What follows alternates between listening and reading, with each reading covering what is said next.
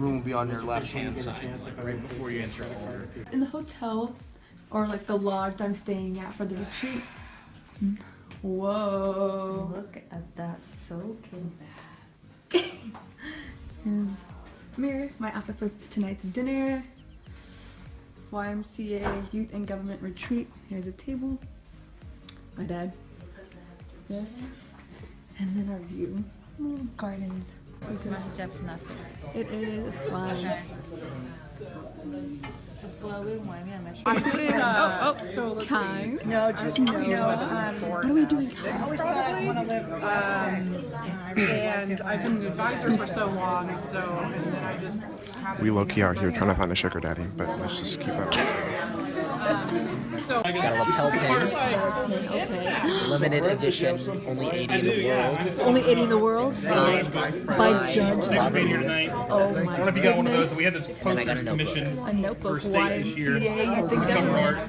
Come on. And a Starbucks gift And a card. Starbucks gift card, Big good for the $5. office, maybe. Bible at any Starbucks location for any. Thanks for Things that the state was supposed to prove to you today. This all folds in the state's house of cards, which founds their arguments. But today, you heard evidence that blah blah blah wasn't proved. So okay. she did that. Blah, blah, blah. And then she's like, you found out today this wasn't proved. The defense's evidence did that. So she went boom, da da da da. And she does that. And she's like, you see, the state's house of cards has fallen. Or which is supposed to be a metaphor for our case. What Ahmad did, which was very surprising on closing, he said, well, we actually did this. So this actually falls back right here. And we actually, on the testimony of this person, you heard that this, and this. So he falls back. And you're like, oh no. Like, this one's not even relevant. So we don't even need that card. You see, our house. Go get ice. She said you can't get ice. Jane the Virgin's husband, or whatever he was, died getting ice. Michael died getting ice. Wrong way. Last day, I have meetings from 8:30 to 4:30, like back-to-back meetings. And yeah, I'm just wearing a green dress, blazer, and then I'll be seeing Ben today, so hey. Place here.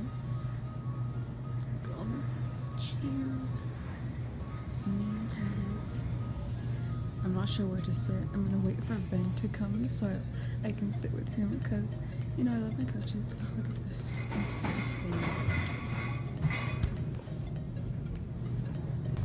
And he put his name right there. So I'm like, oh my god, Ben, I need to be close. So here I am. I'll be sitting there. Oh my gosh, it's like 8:25 and I'm like, where are people? I don't want to be here alone. It was so pretty. Such a nice place. Oh my goodness. Photos. And I'll be getting one of these. That, this, and that. Oh, this is the case.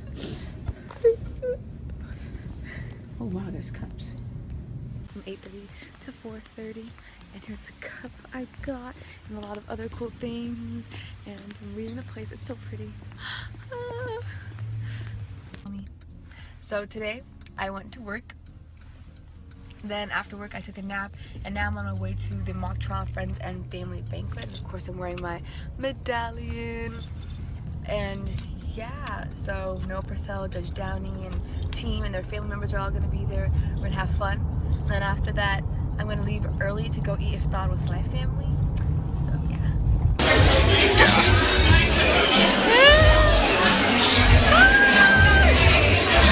I know. She's trying to outdo me at my own party. Everybody, that's us!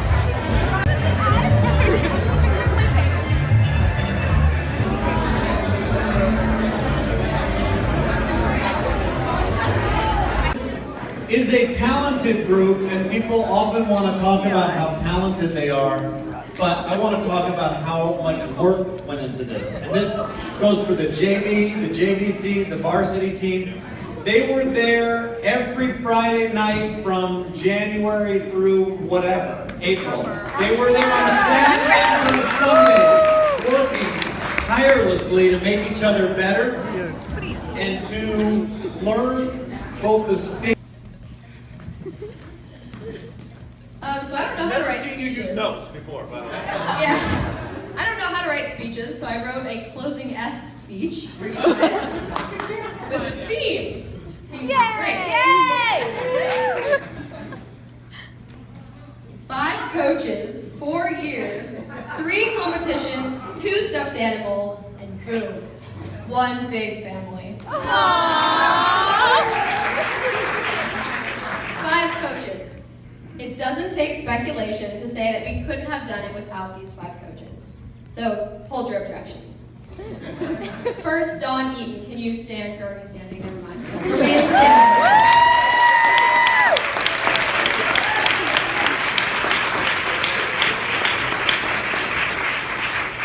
So, by Franklin mock trialers, Eaton is described as the following: motivating, strong-willed, passionate, relentless, dedicated, a man with conviction, and caring. But when I was asking around for words to describe Eaton, there was one that repeated itself many times. Eaton is generous. So, was there one time in your experience with Eaton and Franklin mock trial where he refused to help you? I'm sure in your heads right now you're answering no.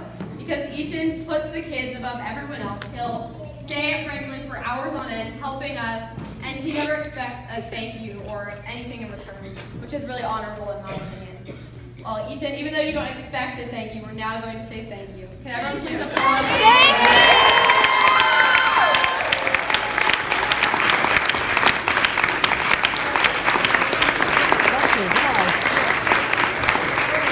And then we also have Paul Miller.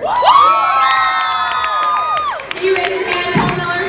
I love you, Paul. Love you, Paul! Paul is, above all, Paul shows dedication. Throughout the month of April, when we were preparing for nationals, there was not a single time when any of us had to ask, where's Paul? Because he was already there. Paul arrived before everyone else, stayed longer than anyone else, and was still working at home after he left helping. We could always see him on the documents in Google Docs. He was always helping out, and he set the bar really high, which made us rise to the occasion. So thank you to Paul for playing your role.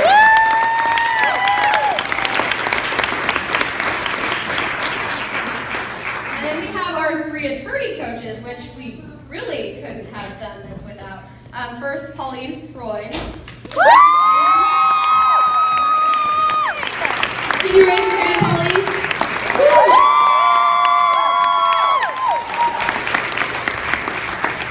So there are many objections and evidentiary concepts that I realize that no one understands without Pauline's help. For example, the whole the weight not a disability concept, I definitely didn't understand until Pauline explained that to me multiple times.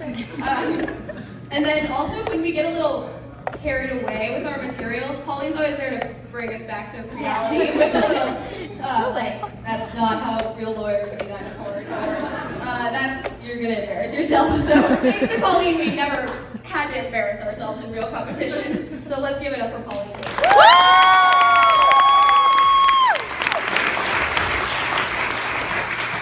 And then we have Ben Stafford.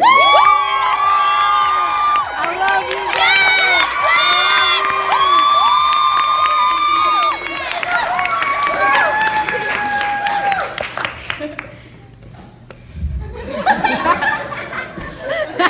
I'm coming. An extended metaphor. Ben is like an owl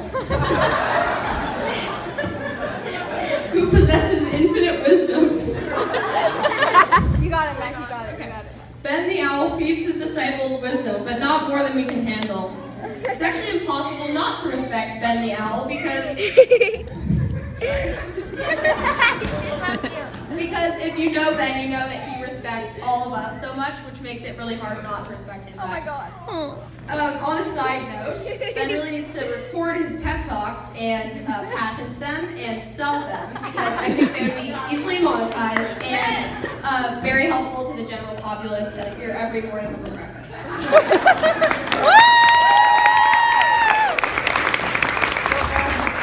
And then our final coach, and of course there have been others, but this year our main coaches, our final coach, main coach from this year, Peter Hynexius.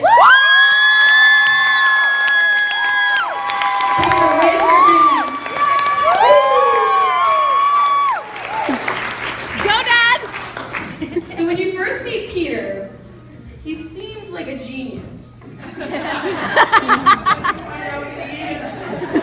So usually assumptions are not good, but in this case your assumptions were actually correct. He is a genius. But once you get to know Peter, you'll find that he's more than just a genius. He's super creative. He's the hardest worker any of us will ever meet. He's hilarious, and all the while he's humble.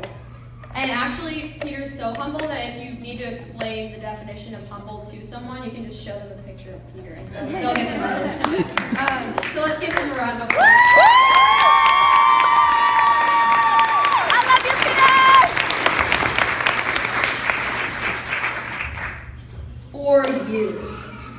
So this is my 4th and last year in Franklin mock trial. And if you graduated 10 years ago, if you graduated last year, if you're graduating with me this year, or if you still have years to go, I urge you to take a moment to cherish and remember the late Friday night trials at the courthouse where we thought we were miserable, but when you look back on it, those are actually some of the best memories you'll have in high school, and you made some of the best friends that you'll ever make. And according to someone on Brainy Quote, nothing is ever really lost as long as we remember it. Aww. Which I think is true. I watched YouTube videos. Sorry, that's really risky. 3 competitions. Oh, we all remember the feeling of walking up the hill. I don't know what street it is, but on the cold February morning, walking up the hill, finally practicing materials one final time before we go to competition that first day of districts. We all probably remember that because we're all part of the Franklin mock trial group. And we all remember sitting at the state morning breakfast, I can't remember what it's called, holding hands, waiting for the results.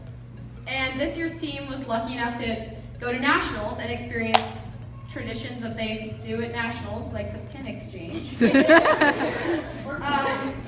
But The pin I event. just wanted to take a moment for us all to remember that not every team was lucky enough to go to nationals, even though there have been many teams that were equally as deserving. So I just wanted everyone to clap for all of the teams of Franklin mock trial.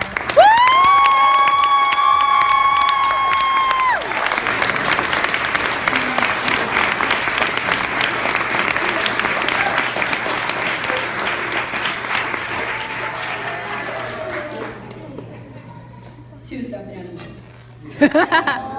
So we all know Tigger very well, but I wanted to take this as a chance to introduce you all to Tigger's new friend and the new addition to the Franklin mock trial family, otherwise known as Giraffe Ring.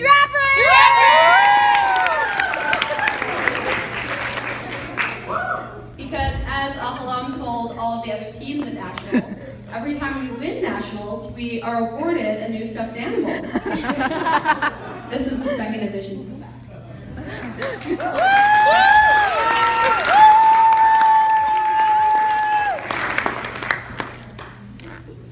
Nothing is ever really lost as long as we remember it.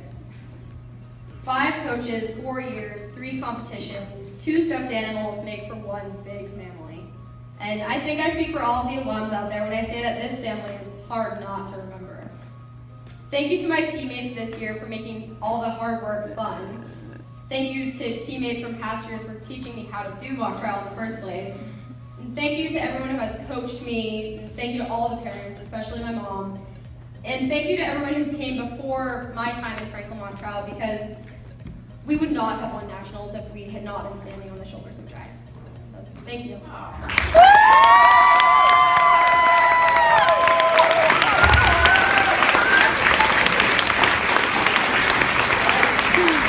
And he's back.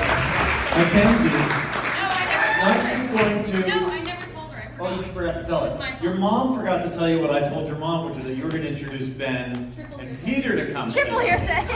Triple hearsay objection. I would like to invite Ben and Peter to come up and say a few words. Mackenzie didn't want to hear from you guys, apparently. YMCA, excuse me. I fucked up. Hi everybody, so a few words is right. Now Peter wanted to talk to everybody about how power management works for 40 minutes.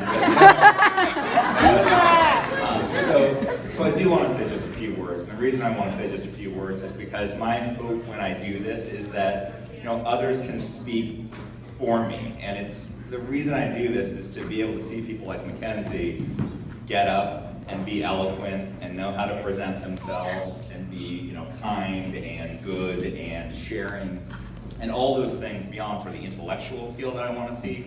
That's what I want. And it's because there's a community like this that does mock trial. That's why I do this. And we've talked about the Franklin mock trial community, and we have a broader community here as well. We have Judge Downing, who's poured so much.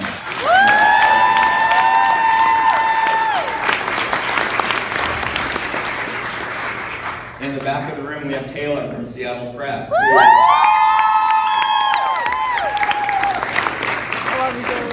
Because we all do this for this mock trial reason, and the competition is fun, and the competition is fierce, but there's a bigger reason that we all do this, and there's a bigger family as well, and so I wanted to acknowledge that here today.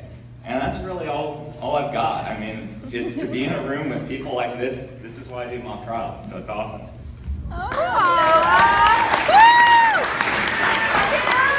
Yes, Peter!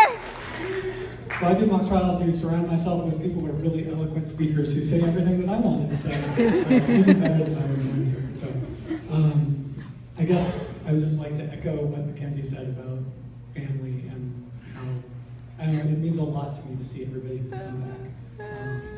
So just thank you guys for being here. I'll introduce our next speaker. Okay, so next up is the man who has led the Franklin mock trial teams for the last 12 years, while also having a full load of teaching U.S. history and various other things. He has undoubtedly a big heart, as we have heard from Mackenzie, and that most of you have experienced. He also has a big set of lungs, and so we thought about having Kenny put him on a clock and say, hold up the sign for 10, 5, stop. But we're going to let him have his moment. Moment, not moments, to address us. So Don, come on up.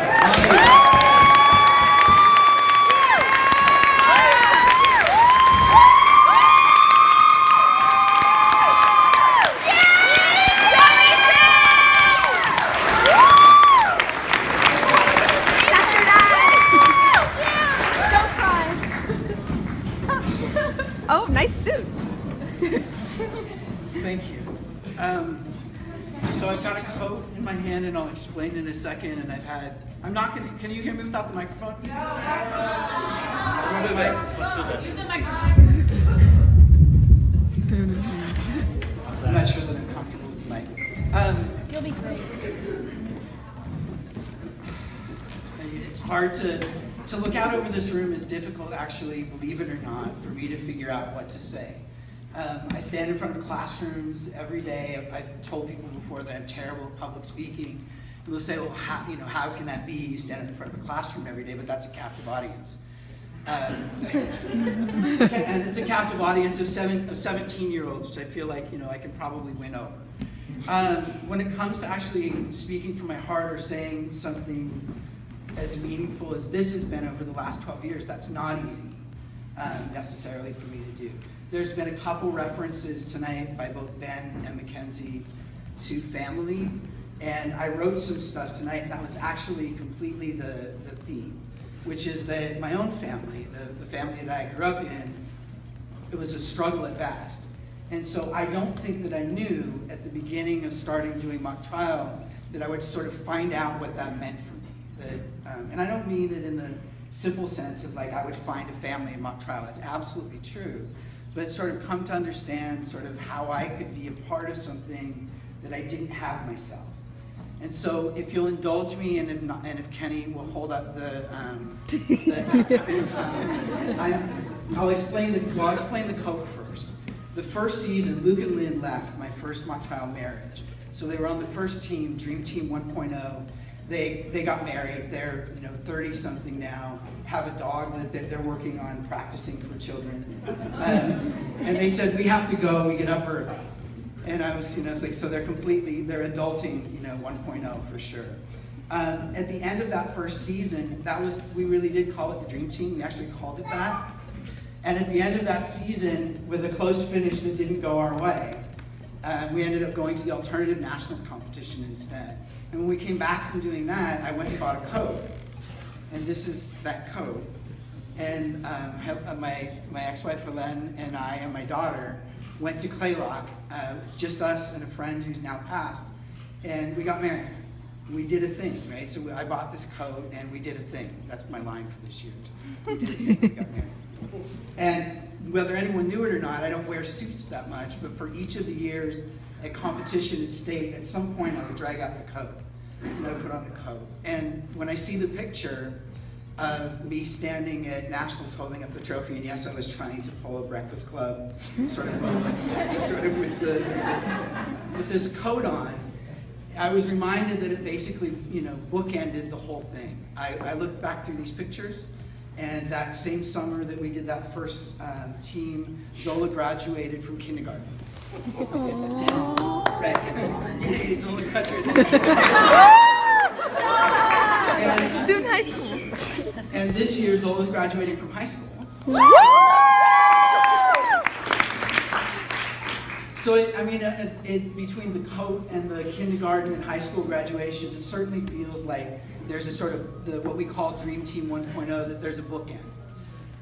So I'm going to retire the coat. I didn't have another suit coat, so I had to put on the suit. So I need to go get a new coat. Separate from that, I got a phone call, so I'll do this. I got a phone call this morning from Elizabeth Hughes, and she told me that she'd heard a rumor.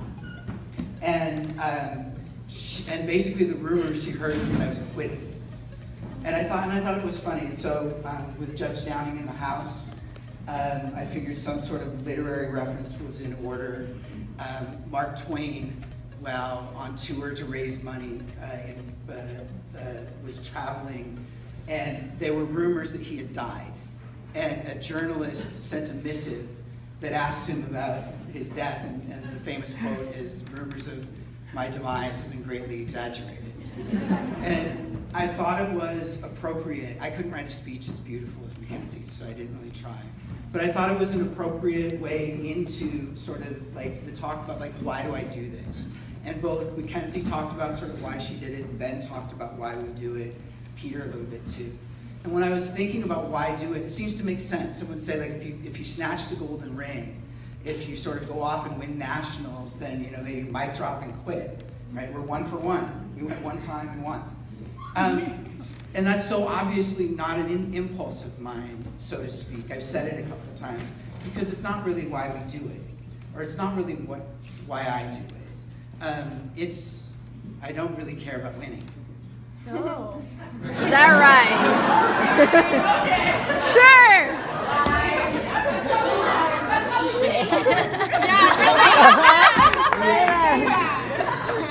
I was hoping that would get a laugh.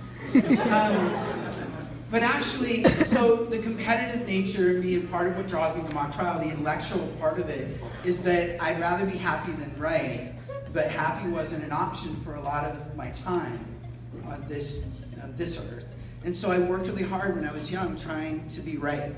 And so I'm a pretty clever guy, I'm a pretty smart guy, I worked really hard at being right. And so that part of my brain really lends itself well to mock trial, the stuff that's intellectual work.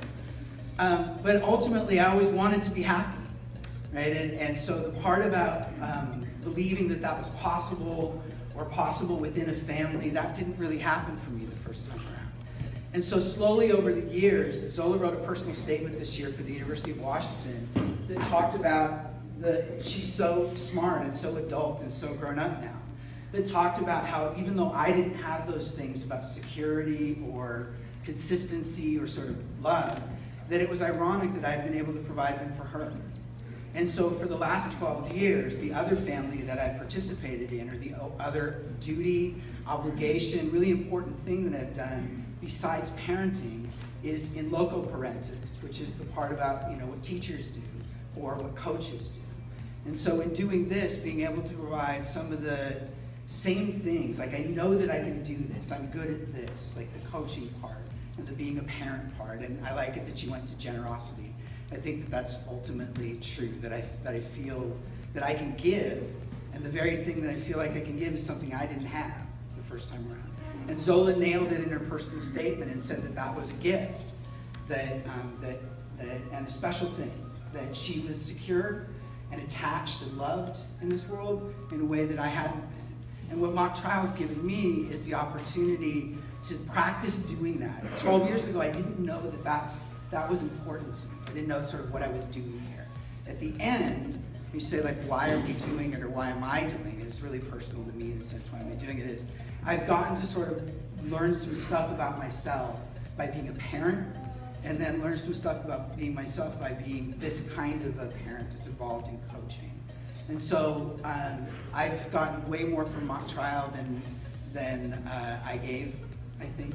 It's nice of you to say that I spent a lot of time, but I had time. Zola may disagree at times because it took time from her and my family.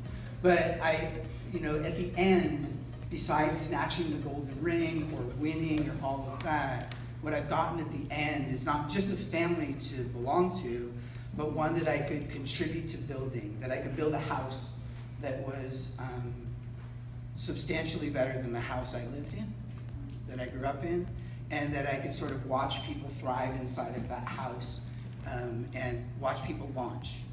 And so it's been a joy to watch 12 years worth of teams sort of grow up in a family that I helped to create and build, mostly a healthy, supportive one, and watch people launch. And it's lovely to watch Zola doing that this year at the end of 12 years of doing that. And I'm really grateful to Ellen and Zola for the time that they gave me to do this on the other front. So thank you to the family that I got to be a part of, and thank you for letting me work some stuff out on you.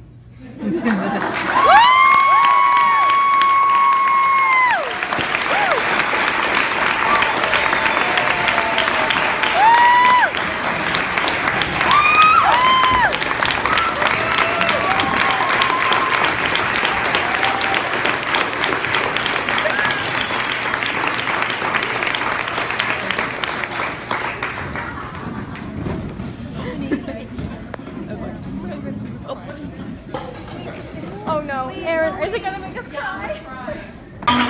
Yeah. I pretty much live vicariously through mock trial.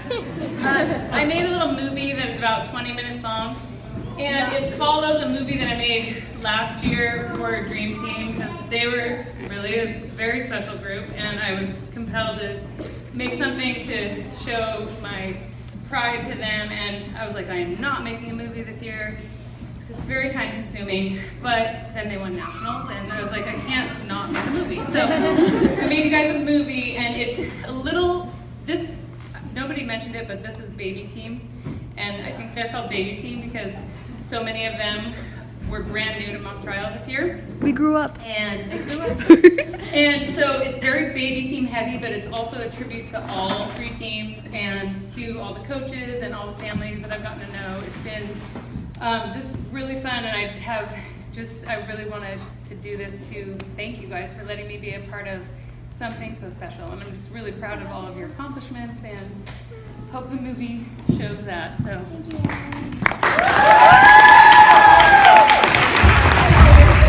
So there is sound with the movie, and there are some good lines in it if you listen. If you talk, we're gonna have to ask you to leave. Just try to not talk too much during the movie.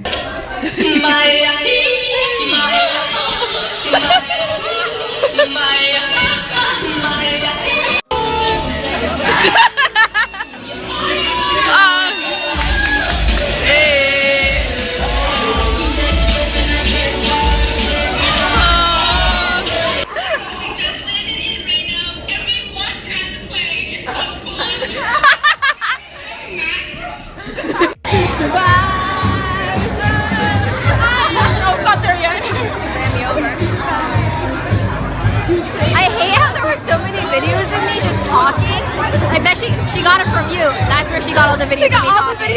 All of it. All of it. I was like, why am I up there? I am the tiger. It's something about the fight. Rising up to the challenge of right. It was amazing. Hey, oh my God, are you guys matching? Wait, wait, who looks cuter? Best dress? Who won best? Wait, no, who won best dress? The YMCA.